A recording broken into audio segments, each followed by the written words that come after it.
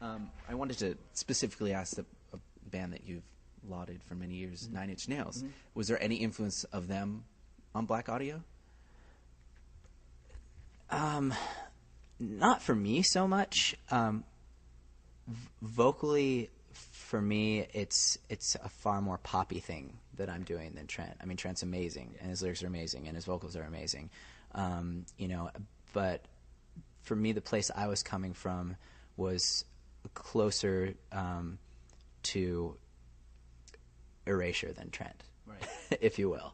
Yes. Makes sense. I would say that I definitely had some Nine Inch Nails influence, but if I ever sat down to write a song and I had Nine Inch Nails in my head, it would come out like Fear of Being Found or something. Yeah. Like, it never translated to something that sounded like Nine Inch Nails, which is, for me, usually the way. Like, if I'm listening to something and I get totally stoked about it and I sit down and write, it comes out something completely different than that, which is good because, you don't want to emulate something. I don't want to sit down and write a Nine Inch Nails song because I was thinking of Nine Inch Nails. So, I know I'd spoken to you before Hollywood Bowl Show. We talked about how With Teeth wasn't our favorite Nine Inch Nails record. How do you feel about Year Zero? If you've had a chance to, I love Years. Yes, I think it's such a forward record, and I think it's such a great representation of what what's going on with Trent, and I think it's a very bold record. It's fantastic. Zero Sum is my favorite song for sure. I think, just exactly. Yeah, me too. I think it's great. And it's a great record, and I did love With Teeth as well.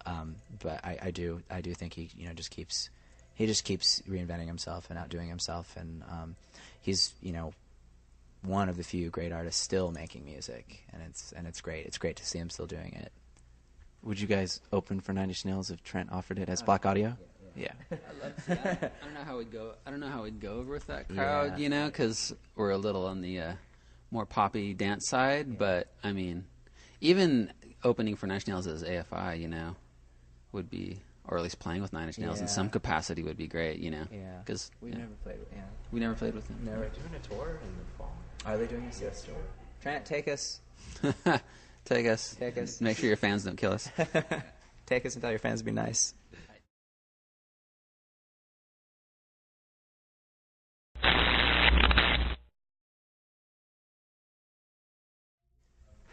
Regarding the song Mute, you said it was a song that you guys had written earlier in the process? Yeah.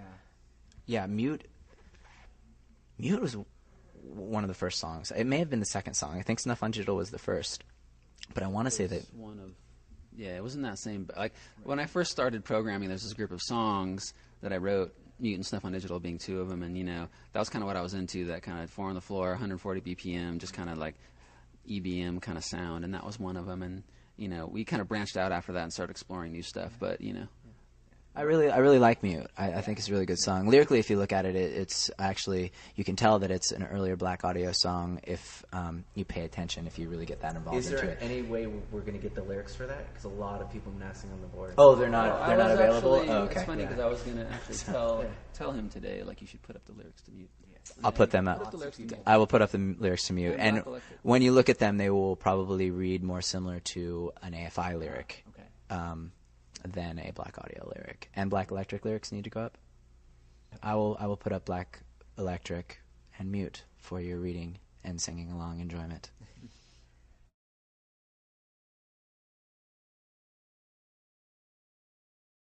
Well then, transitioning to the live show, a lot of people are curious how that's going to go down.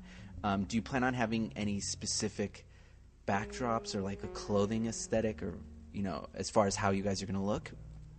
We definitely want it to represent the music, and we want it to complement the music. We want the stage show to do that. So we're going to use lighting and screens and present ourselves in a way that we feel makes sense in that respect.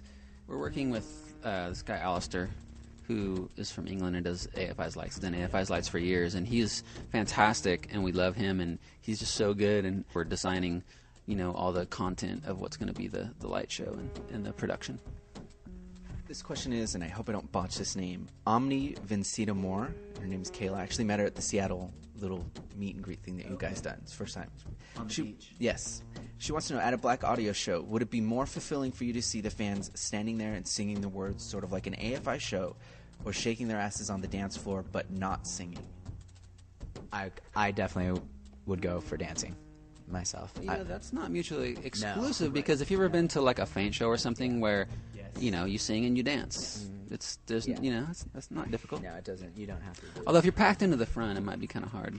It's actually at Combi Christ the other day. It was so packed that it was hard to get your groove on because everyone was so tight. And a lot of times, if you go to those, if you go to see Oakenfold or you go to see the Tiesto or the Chemical Brothers, it's like that at Coachella. Right. It's like, oh, you're squished in there, and you're like, I want to dance, but it's too sweaty, and so then you just sing along. Of course, there's not much singing with those acts, but there is with ours, so do both.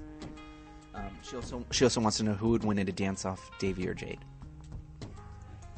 You would. Well, I'm more, I was a breakdancer I'm a spaz. for years. He's got his own style. It's kind of like apples and oranges. Thank you. Yeah. I don't know if you could really compare. I kind of dance like Snoopy.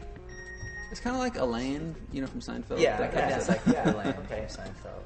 I don't even have that kind of coordination, so that's good. It's some style. I've never seen that, but I've heard of it. But I know I'm being insulted. Dancing is no, in that Elaine has her own style. It's kind of admirable that dancing has been around since probably the beginning of civilization, and probably no one has danced like Davey here. It's true. He's made in compliment. It is. It's kind of like the caveman sketch. When we play Saturday Night Live, did you happen to see that caveman sketch? I was pretty thrilled about it. Yeah. That's pretty much how it goes. Excellent. Yeah. This is from Mika Moo 12. She said on your tour you guys will be playing some shows where there are actually age restrictions for the first time, where people have to be 18 or 21 and over. Do you feel more comfortable playing these kind of shows, given the sexual content of the lyrics, or is there no difference? Oh, it doesn't have anything to do with the lyrics. I mean, those shows are that way because they're dance parties. And that's just a symptom of playing functions like that, and being an act like that, where when you play this type of music, it happens at dance parties, and dance parties usually have age restrictions on them. Yeah, I mean, we still, I think, at least I speak for myself when I say that we still are, we support all age shows. Yeah. We don't, want to start playing 21 and over shows, but like you said, that's a dance club. But the lyrics, I don't think there's anything so scandalous in the lyrics that like a 16-year-old person would be like, oh my god, like I'm so embarrassed to hear this. I mean, actually, that's part of the point of what's going on is you shouldn't be scandalized by what's going on in the lyrics. I mean, that's part of what you should be paying attention to. And if you are, you need to settle down and go reevaluate your life.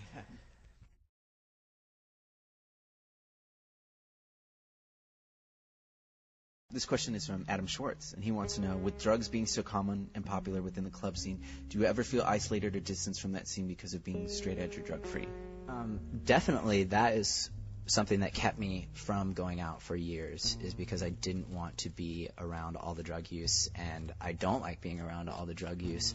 I actually kind of regret that, because I found that that was at a very young age, and I found that it's such, unfortunately, a facet of everyday life that to shut yourself off from that entirely is going to shut yourself off from the entire world, because everybody does drugs. Everybody. I mean, alcohol is prevalent throughout this country. I mean, I don't need to go into that, but yeah, it is unfortunate that it is definitely a part of that scene, but it's a part of every scene, and I've never felt isolated or ostracized because of my drug-free lifestyle. It's really a matter of the opposite. I feel that I feel that the other people just have nothing in common with me. Yeah, I feel the same way. Yeah. Straight edge is something that I do for myself, not to do in opposition of anyone. So I don't care what other people do.